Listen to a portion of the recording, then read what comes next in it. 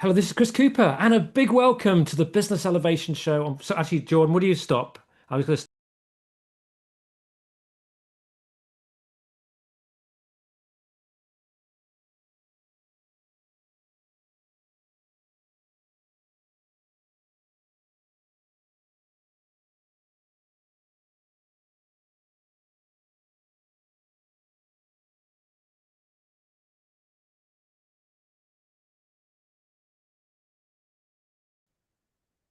Hello, this is Chris Cooper, and a big welcome to the Business Elevation Show on Voice America. It's great to be back with you again for yet another show. This is our 603rd episode, believe it or not, and we have another fantastic guest today in Luke Ketterhagen.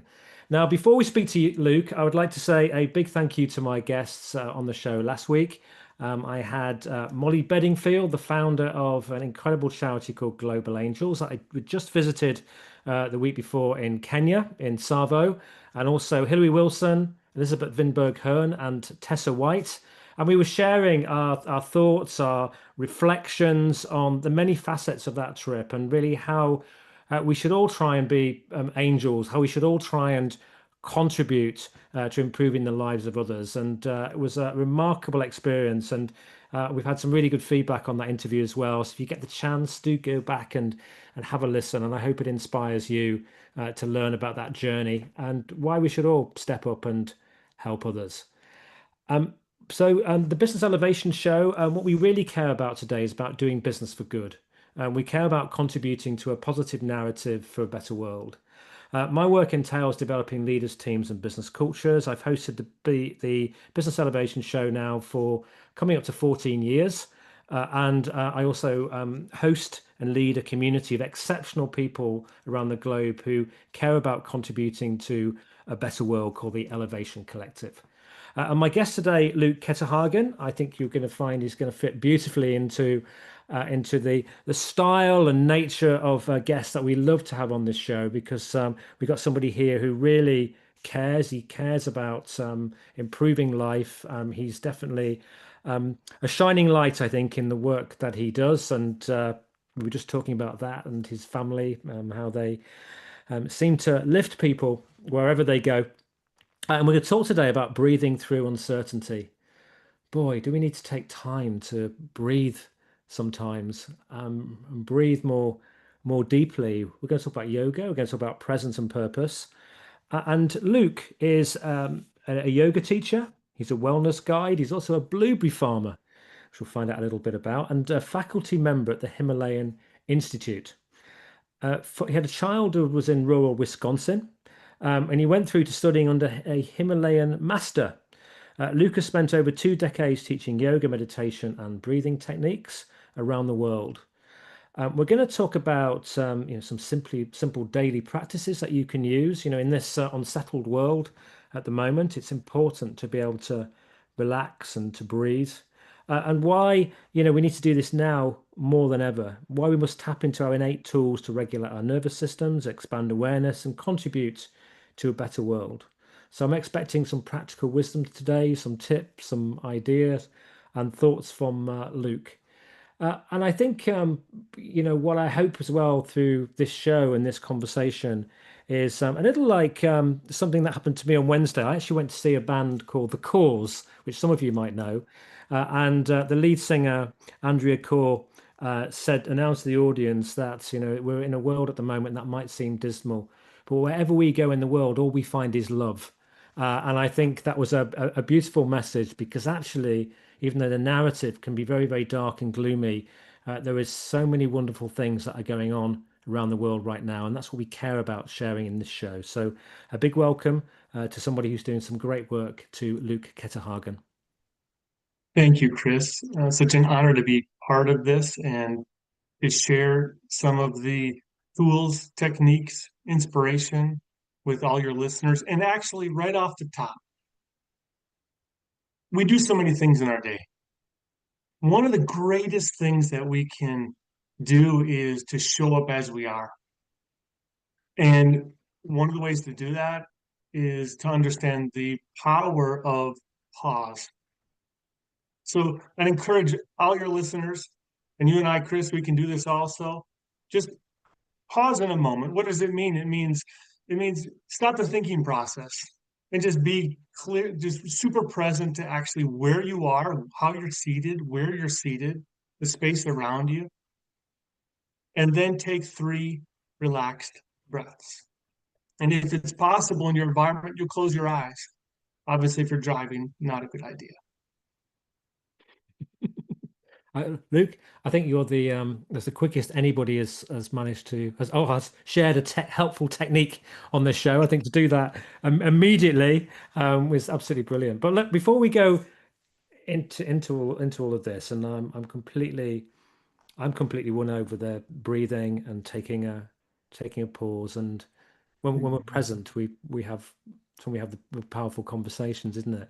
Yeah, But just before we go into more about this, I'd love to find out a little bit about our guests. And yeah, I mentioned in the introduction, I think that you're from brought up in rural Wisconsin. And I just wondered if you could maybe just share a little bit about your background and what makes you tick, and why you went into, I think, biomedical sciences and then into this quite different career that you're living now. hmm. In my life in rural Wisconsin was very simple. I was raised on a blueberry or a vegetable farm, blueberries now. And interesting thing with my parents, they were very inclusive and interested in incorporating us into a lot of different cultures. And so they would invite a lot of people into our house. We had a gentleman from Senegal live with us, a woman from Japan live with us, someone in the Ho Chunk tribe live with us. And so we were immersed in a lot of different cultures from the very beginning. And so the simplicity of our lives, coupled with that, my father's background as a professor and my mother's background as a nurse and eventually a hospice nurse, really got me thinking about how I wanted to roll in the world. And I was really close to my mother, or still am very close to my mother. And so her healthcare life made me think, well, maybe healthcare industry would be good industry for me also. And so it turns out that I looked into becoming a doctor, hence the biomedical sciences background. It was an excellent, pre-med degree. And Marquette University, where I studied in Wisconsin, had this beautiful program that combined more of the traditional biology, physiology, anatomy, all of the sciences with related to the human body. And that captivated me because I wanted to learn less about invertebrate animals and things like this, and I wanted to learn about the human body. And so biomedical sciences became the focus. And after graduating, I had a goal of going to med school. I'd taken the MCAT 2 times. You can take it 2 times over the course of the year, and then you have to wait and retake it. Well, Chris, I'm in the classroom. I'm an excellent student. On paper, in terms of standardized testing, I never really performed up to the actual standards. I got into Marquette University with a really subpar score on the SAT. And I got straight A's in every science course, including organic chem, inorganic chem, histology, microanatomy, etc. Well, I was all primed to go to med school, and except for one of the 4 pieces on the MCAT, which I took a prep course and did a little bit better, and still not good enough.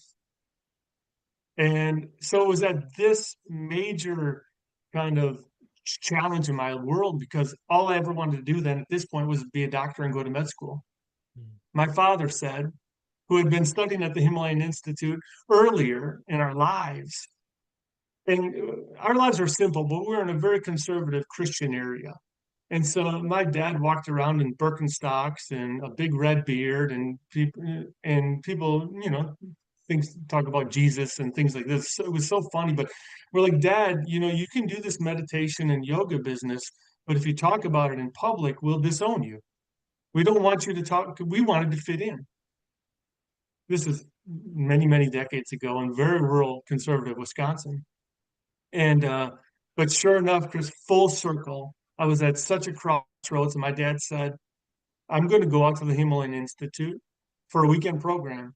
Would you like to go?" And I said, "I need to get out of this space. I need to get out of my head. I need to clear. I need to figure out what I'm going to do."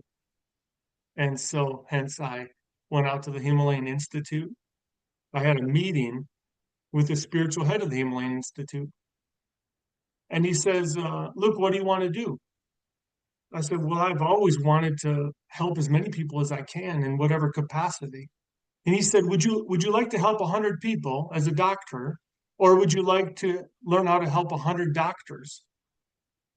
I thought, wow, I never thought about it such. And and he said, "Why don't you move here and spend some time here?" And so I did. Mm. 7 years. Wow. Wow. So what's the sort of the prime purpose of the Himalayan Institute? And what's the sort of scale of it? And are you are doctors a main client audience, or is it a whole spectrum? It's a whole spectrum, and there are several doctor clients, but it's an international institute based in America. Ironically, the Himalayan Institute, its headquarters is in Pennsylvania, 400-acre campus, and but it has branches in India and West Africa and other humanitarian components throughout other parts of the world. But its focus, Chris, is really to help people learn and understand about themselves. And through the practices of yoga and meditation, wellness, then is to use those principles and understandings to show up and be more of who you are. Mm, mm. And so there's retreat programs, there are training programs, there are residential programs. So if you look back on your life now, and you had the choice of going back and passing your MCAT, um, or not and doing what you do now, what would you go for? Gosh, I feel so fortunate that life happened the way it did. Yeah. And I think this is the case so much with everyone, Chris, that we hit something that we didn't plan, and all of a sudden we're confronted with a bigger question in our own selves. Mm. And then something else, some other door opens up that we couldn't have seen before, and we go in another whole another direction. I've been able to connect with people all over the world, being a yoga and meditation teacher, and travel and take groups all over. And maybe very interesting to me is how I've been able to create really deep relationships with people because the practice itself supports people learning about themselves. And as they learn about themselves, you really have an intimate understanding of the journey and the process we all go through. Yeah. So breath work and meditation helps you learn about yourself. Mhm. Um, and you mentioned about pausing at the beginning there. What are the benefits? What is the package when you take the time to spend time with someone like you, or there are lots of apps and things that you can do some meditation and breath work and things. When you really give some purpose to that and some focus, what are the benefits that we might experience? Well, it gets you out of the thought process and into the feeling process. It gets you to understand the balanced set of emotions that we have. Some of our emotions are too much. And a lot of times those emotions drive us to think about what happened. And we're kind of settling into the past, in which is impacting our future, our current situation, and not allowing us to be fully present. Or we're in the anxiety phase and we're thinking about the future. Also, and honestly, most of the future that we think about or you know concerned about never really comes to pass. Yes. And so what the breathing practices do, Chris, is it brings us into the present moment. It links the unconscious mind and the conscious mind. In breathing, anatomically, physiologically, is something that each of us do about 21,000 times a day.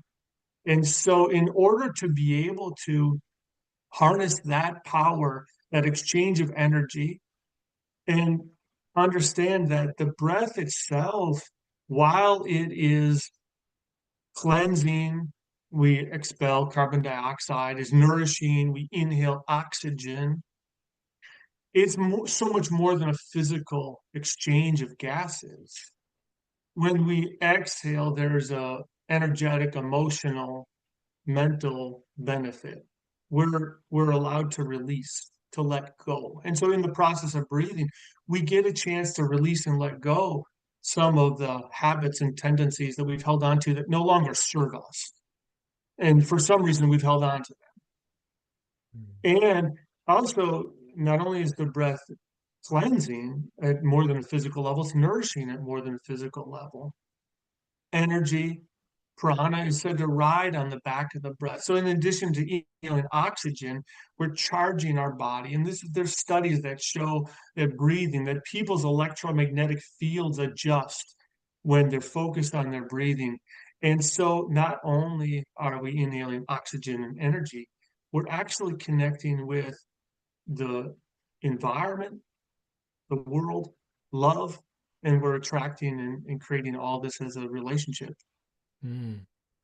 It's because there is clearly an essential physical need for us to breathe. If we stop breathing, Hmm. we die, don't we? Yeah. And also it's involved with the hemoglobin in the blood, and Mhm. but most people don't breathe deeply enough. They don't. So yeah, actually by breathing more, there's some statistics and things around the value that you get back just by the simple act of breathing. You Well, Chris, it's beautiful what you're saying, and it's actually more related to the awareness of breathing because the breath is biologically you are going to breathe automatically. And you also have we all as humans, we have a very unique capacity to control the breathing. It's the respiratory system is the only system in the human body that we can directly impact. Mm. And that makes it, from a physiological standpoint, an extraordinary practice because by breathing, by focusing on your breath, in fact, let's do it just for a second, Chris. Just just take like 5 breaths, but specifically, just sense how you're breathing. You're breathing, and ideally, let your lips gently seal and breathe in and out through your nose. While being aware of your breathing, your body is going to create a balancing impact inside. There's something that's going to happen in yoga. We call it the non-physical energetic counterpart to breathing.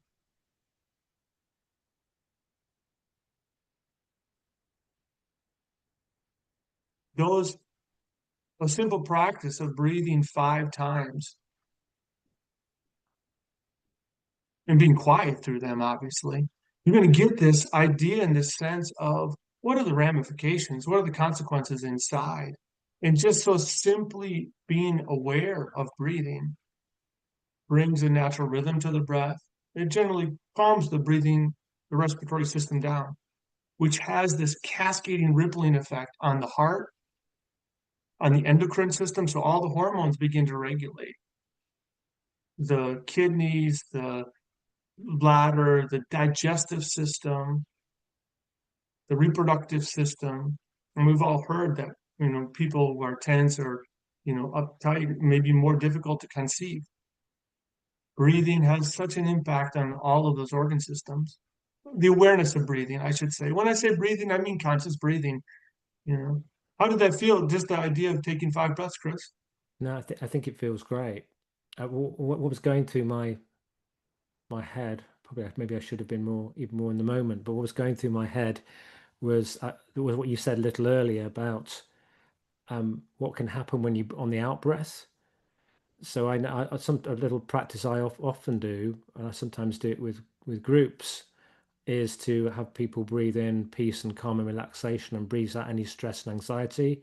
Because on the out breath, and you referring to that, there's a release that occurs, and Mhm. which does enable you to feel. I find myself feeling lighter and less burdened Mhm. Mhm. and more, Mhm. more expansive, Mhm. and my inner health feels better. Mhm. Mhm. It's almost That's like, right. And so many times it's things that we've held that we don't even know we're holding. hmm. So there's a release that we empower to let go of thoughts, energetic, constrictions, let's call them. So individually, you're letting go of restrictions. You're getting into the present. There's a physiological benefit. But what is the benefit? You when you you're teaching meditation and yoga. You're doing that within community. It's I guess it's maybe occasionally one to one, but often it's there's a number of people in that space. Mhm. And I know you Mhm. take groups, you've taken groups and travel to India and Africa and places like that as well. There's Mhm. something about Mhm. doing this together in community that's quite special too. Yeah, that's exactly right. And we are, you've heard of the term epigenetics. The outside of us can impact our genes. We're impacted by the world around us. Mm, We're so much influenced. We're so much um, a product of our surroundings. And by practicing, actually, we support and enable other people's process as well and benefit from theirs. It's like a team mm, in a way, and unknowingly. Earlier, Chris, we talked about intuition. So the intuition is super interesting. The thought process is when you're tapping into this thought pattern, whose thought was it first? Maybe it was this other, maybe another person's thought was out there and that you picked it up and you acted on it, and that's what initiated you to share or roll with it. yeah. That's community. Yes. That's the process. Is we're tapping not only our physical space, yes, definitely. It's, and we have a safety net that we create when we're around people who are really kind of also becoming or vulnerable. Allowing yourself to be vulnerable is such an important aspect. And in the group context, when we can allow people to be vulnerable, it allows for everybody else who's willing to really impact from that vulnerability and say, wow, what have I been holding? Because my ego says, you know what? I got to be a certain person in the world. But if this environment of people and community is saying, you're good enough, you're good enough just as you are. What if you let go of that, what you've been holding? Because we got you. We're going to support you. And to what degree we don't know that is until we have that experience. Mm. So this can be an incredible self-development experience for people as well. A Absolutely. journey of discovery. Absolutely. Mm. So you've taken people on retreats. Do you take people on retreats to India? I've noted Uganda, the Caribbean, various different places. So what are these what do these experiences teach people when they visit these different countries, That I cultures? think the main thing is that there are beautiful, amazing people everywhere. Yeah, absolutely everywhere. Oh. And and what happens is sometimes there's a narrative that we believed or culturally we've been told that a certain group of people or certain area they are a certain way. We want to be really careful, and through traveling and be out in the world, we get a chance to participate in people's culture and not no one else's narrative can guide how we relate to the world and relate to those beautiful cultures and beautiful people everywhere. We attract what we look for, you know, Yeah. and And then to be able to practice the personal practices of yoga and meditation and cultural immersion in these trips, it adds value because then people can also say, wow, I can be on this side of the globe or here. No matter where I am me, and I can work on myself, and I can be a better me. Yeah. It makes it a smaller world. Yeah, and I think in this world right now, which feels polarized, um, and can be, well, it can be very closing. Wherever I go in the world, like you just said, Scott, I meet beautiful people wherever.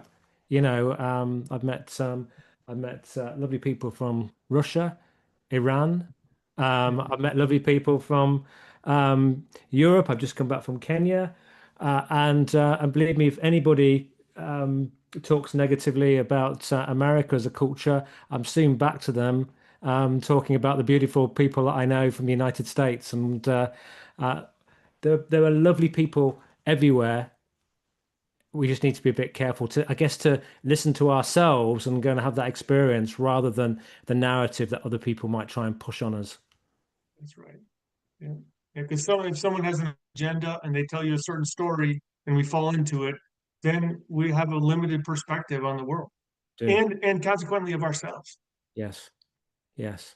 Hmm. Well, we're going to leave it on that note, and after the note, we're going to come back and we're going to talk about some different techniques as part of this section as well that you can utilize to help you to manage yourself in this increasingly chaotic world, and manage your self so that you do feel really grounded, really centered, really calm, and you're able to draw from yourself what you need and not just be impacted by those around you who are wanting to share their narrative. So we're back again with you in just a couple of minutes. Do join us after the break.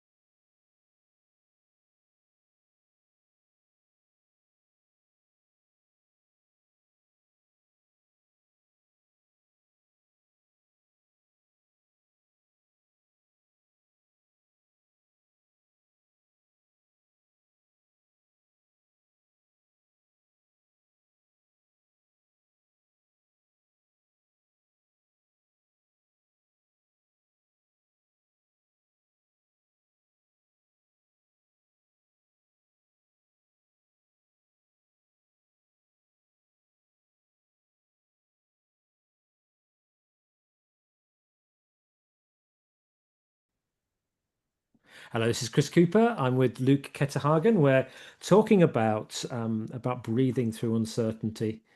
And I think Luke shared some, really thought-provoking um, ideas and facts around breathing and about how it enables us to, help draw upon the best of ourselves and calms us and physiologically helps us, and how it's also in groups it can connect us with others, potentially connecting us with ideas.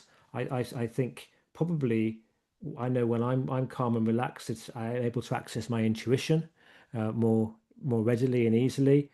And I just love that idea that we had around, there's good people everywhere in the world.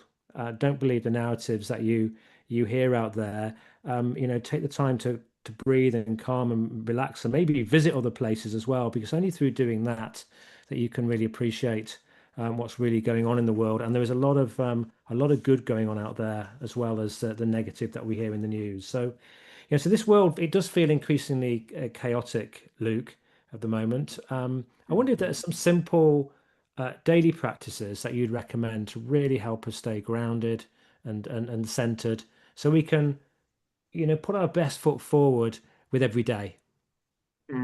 Yeah, that's excellent, Chris. And absolutely, there's kind of four arms. Let's think about it. From a physical standpoint, we want to move. But when we talk about yoga and movement and coordination with the breath on a daily level, we want to move in coordination with the breath. Well, what this does is it really gets both sides of our nervous system, our autonomic nervous system, and it creates a homeostasis. It really keeps the mind engaged. What I mean by that is when, if we do some stretches or range of movement exercises, we might inhale and move a particular direction and then exhale, contract a certain area. Inhale, lengthen, and exhale, rotate. Inhale, extend, and exhale, bend forward.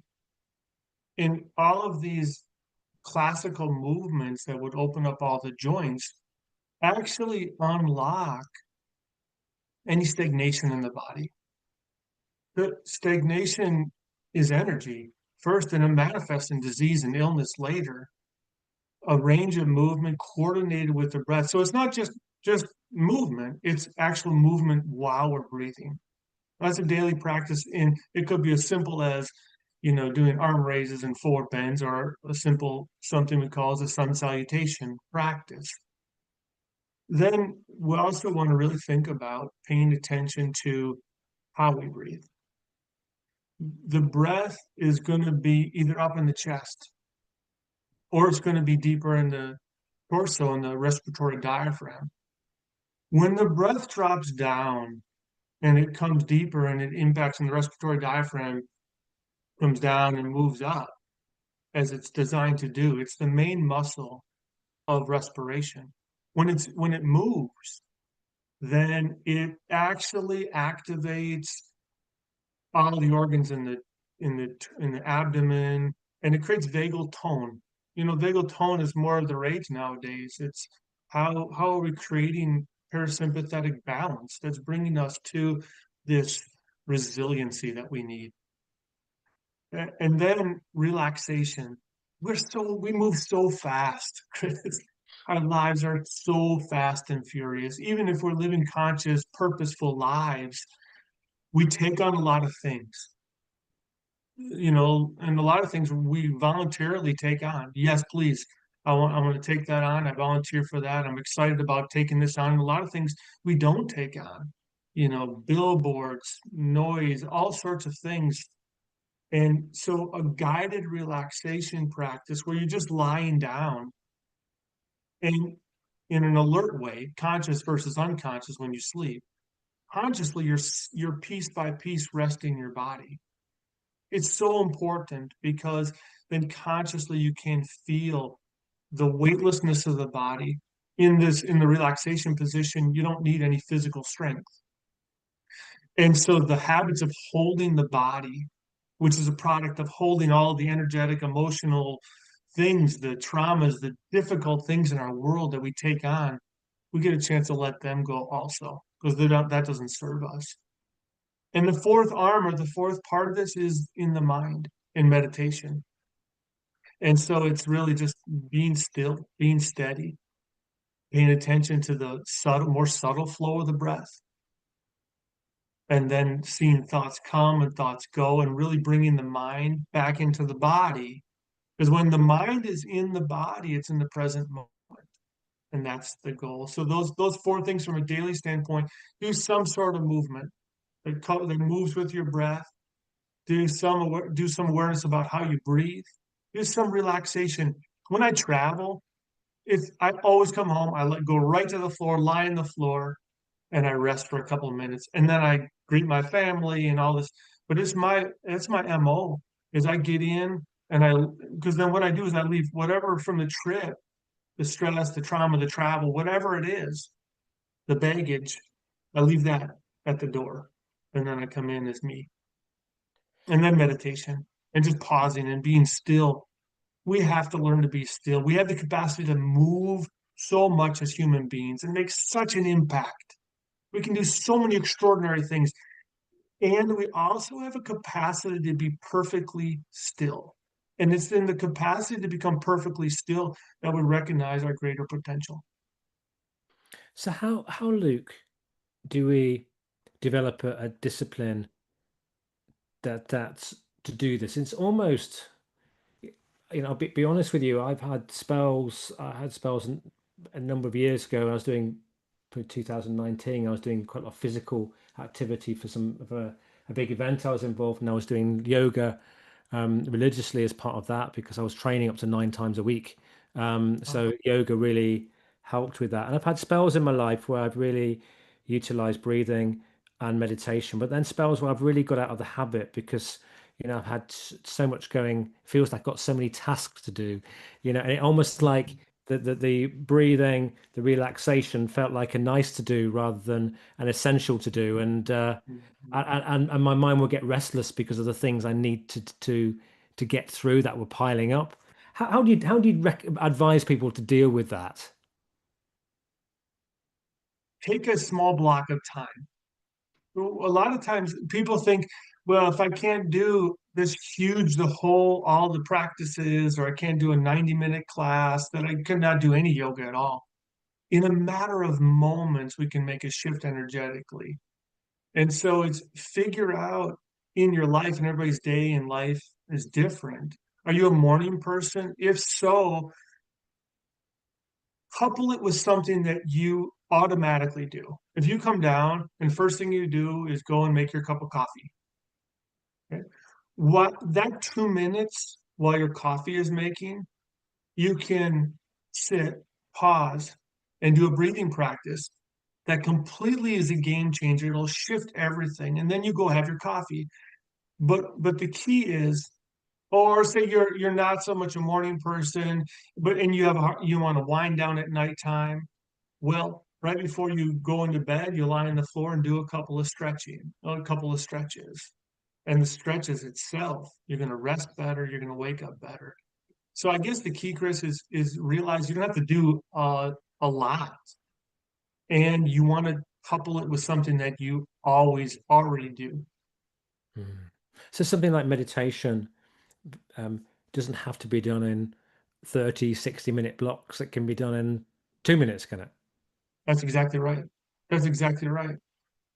Yeah, because it, it's extraordinary when we realize the power of the breath. Think about the power of intuition. Intuition might be a fleeting thought. It may just be so small you can't even say it's a nanosecond.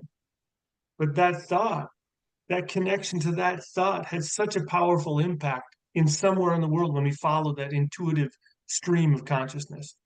Same thing is when we connect our mind, our conscious mind, to our body and pause for moments, breaths. Oh, the impact is immeasurable. Mm. Is it helpful?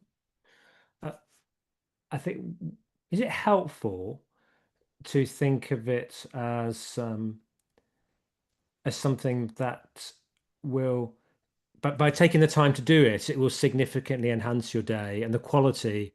Because I know when I do meditate, it's the quality of my day is usually better. I'm able to be more present with people in the moment. I'm able to connect even easier with people. Um, I know that when I do it, there are significant benefits that mean I show up in a better way through taking the time to do it. So should we actually see it as actually as a part of our work? Could we? Because with that component, it's a bit like having breakfast. Yeah, yeah, part of our work and part of our job as a human. Yes, it's a job. Because Yeah. yeah, because so much time people say, oh, I don't have time for that, I don't have time for that.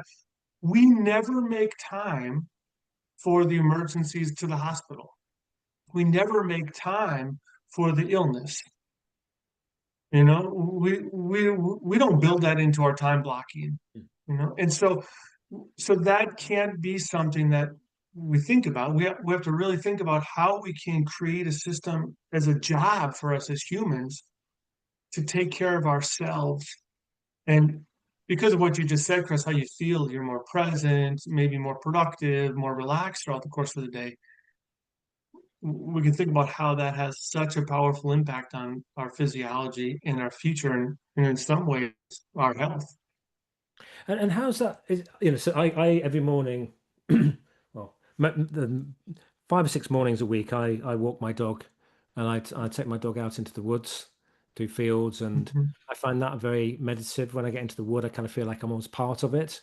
I feel the energy of it, and that when I do that, it really starts the day off well. And the dog's also lost some energy, so she's doesn't harass me for walking and for the rest of the day. But for me, that also fishing, that feels meditative for me as well. I don't focus, or even painting actually. I've been doing quite a bit of painting around the house, and that's quite meditative because I'm not thinking about work.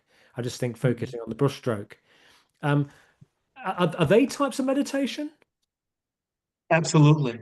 It's anywhere where you're focusing your mind. It's channeling your thought process consciously and putting it toward your own self so that you can use that and tap into that which we don't cognitively or consciously understand as our strengths and our powers, then begins to unleash and open. So while you're walking, maybe you're thinking about, the nature and all that stuff, but also, Chris, it's really interesting to think about feeling the breath in your nostrils as you're walking, and it's what it's going to do is it's going to tap you into, you're going to become much more sensitive to all that you see and all that you feel. You're already sensitive to the nature, which is fabulously and beautiful, and connecting us to that external power, the power of Mother Nature, taps us into ourselves. We're a microcosm of the macrocosm.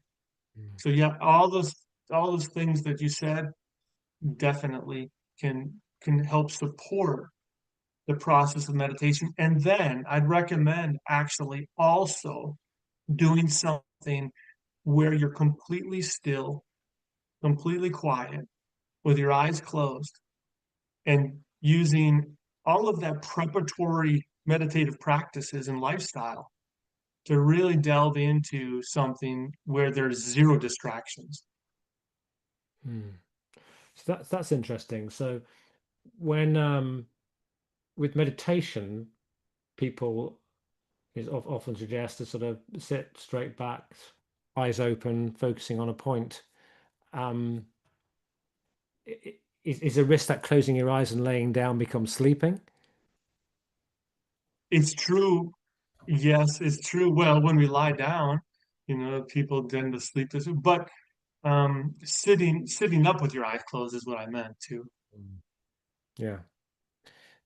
So that sounds like a good start to the day. You've been managing an organic blueberry farm, and when you told me that, it reminded me as a teenager picking strawberries. And I used to pick strawberries, and I would dream about them, and I dream about the big strawberries I couldn't reach, and things like that. Um, but what does blueberry farming help you connect with your spiritual path, your life philosophies? Do you see any analogies with that? Well, I definitely think so, and I think any perspective you could have, no matter what you do, but being in nature and having the opportunity to see the abundance of Mother Nature and all these different you know elements. We have the fires in Canada that are coming down that are causing an overcast, so the sun's different. Water, rain, rainy seasons, wind, cold, late frost, and still the plants, these blueberry plants, they still decide to do and figure out what they do in their own context. The yield is different year to year, but it's such a great expression of taking all that we have and delivering the very best that you can with what you've been given. And so it's really fascinating, and just to see how we are part of this whole web of Mother Nature and life. Yeah, yeah, that's good. Um, any more sort of thoughts, ideas for people on on a daily basis? You talked about maybe you have to do, do some of this 2 or 3 minutes a day if you're super busy. But what if people wanted to get really serious about this? What would you advise? Well, I'd advise going to a retreat or taking a regular class. What happens when you get to a retreat? You get out of your normal setting, Yeah. because one of the blessings and challenges of our normal setting is that we know it. And so we have these tendencies and habits that we just automatically fall into that space, the people around us, the environment. We're in habits that we may not know are not super conducive to our growth and expansion, but get away, kind of get out for a few days into a healthy environment, conducive to like a retreat center, and couple the real benefit is a few practices every day. Because in that retreat environment, you're going to be doing morning practice, different practice throughout the afternoon, evening practice. The, it's very cumulative. And so the first practices that we do on a retreat are kind of getting people grounded and getting people into space. And then by the end of the retreat, all of that which they did in the first practice has been integrated. Because and the beautiful thought, Chris, that is that when you do more, we we always come to the practice. We always come to our lives a new person, no matter how much we know it. Hmm. We cannot actually do the same practice exactly the same as the same person, because what we learned from the time we just did is implemented into our life. So our mind, our energy, our awareness is different. So hence that practice is different.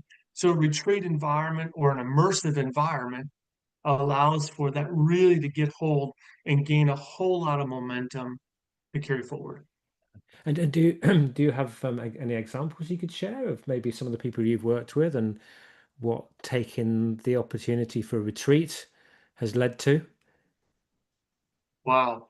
Um, I remember, I mean, there's so many stories. Mm. Um, a woman last year shared something with me in the beginning of the workshop. She said, "You know, I've had foot pains, I've had back pains, and I said, Anita, and I said, so we're going to do some practices. Do your own capacity. Be honest, be compassionate and patient with your own practice. You know, that's the other part of it, Chris, is we're never pushing beyond capacity. We don't get anywhere doing that.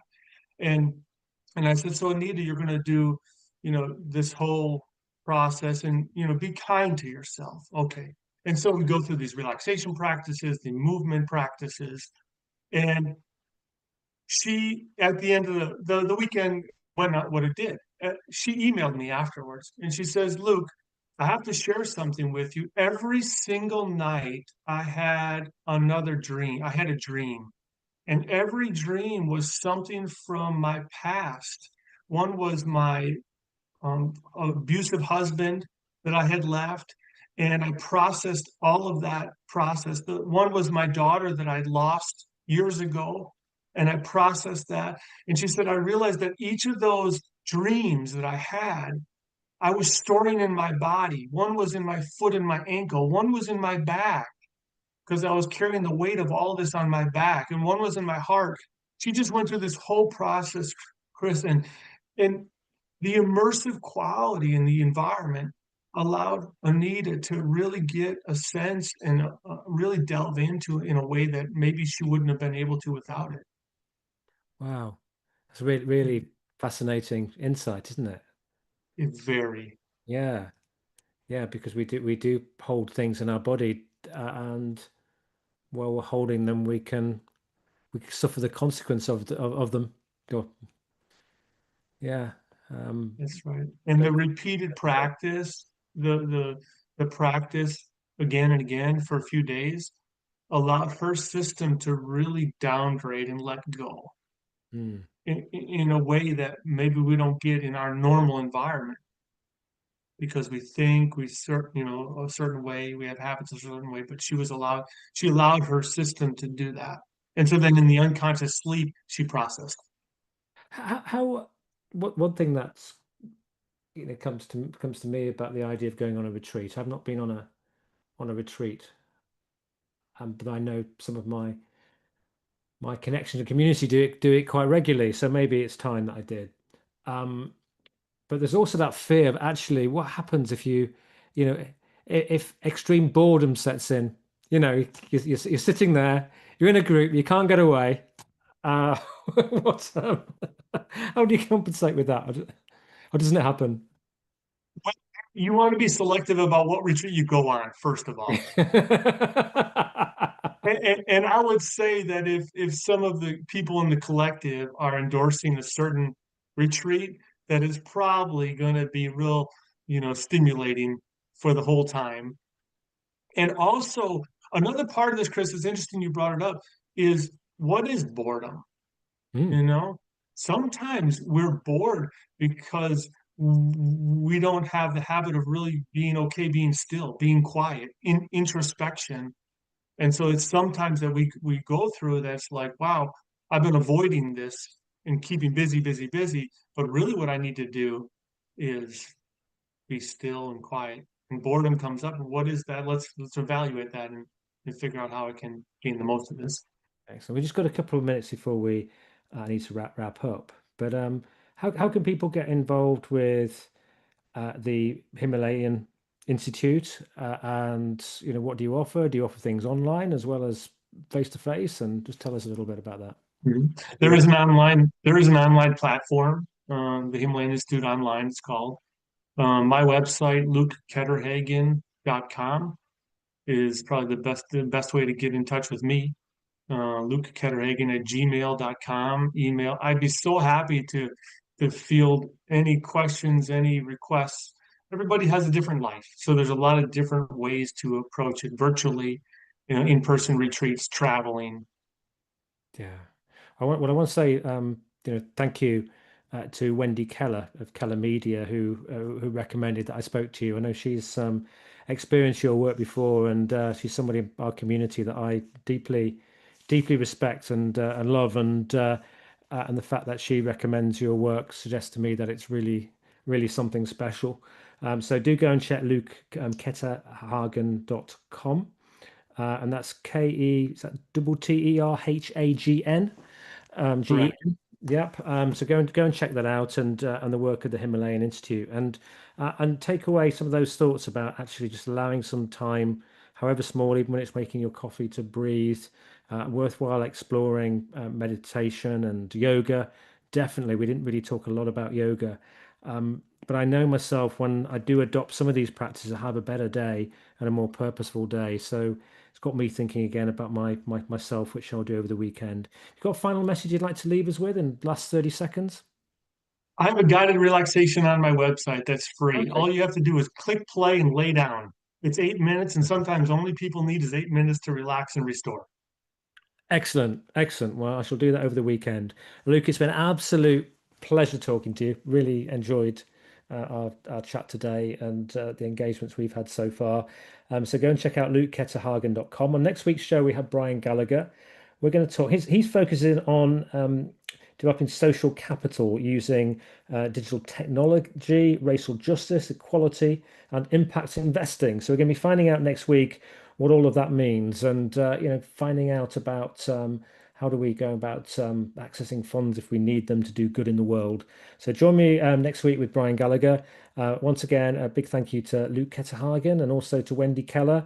And please go away, have a think about this and maybe do that lying down for 8 minutes with Luke's Ketterhagen.com's site and just experience that feeling of stillness, of calmness, and think about how can you involve some breath work because it really does work.